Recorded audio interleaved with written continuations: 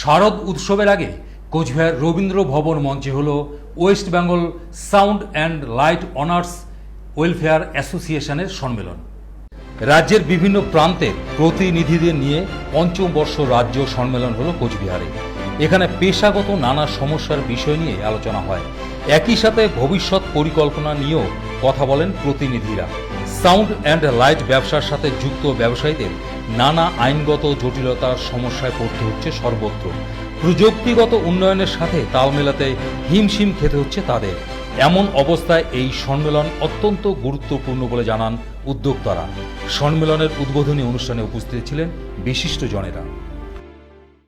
ব্যবসাটা যাতে আমরা ঐক্যবদ্ধভাবে ব্যবসাটা করতে পারি বা সরকারের কাছে একটা বার্তা দিতে চাই, আমরা যেভাবে ব্যবসাটা করছি এই ব্যবসায় যেন সরকার আমাদের একটা শিল্পীর একটা স্বীকৃতি দেয় বা আমরা যাতে ভালোভাবে সুষ্ঠুভাবে ব্যবসাটা করতে পারি, প্রশাসনের দিক থেকে যাতে সহযোগিতা পাই, এটাই আমরা আশা রাখি।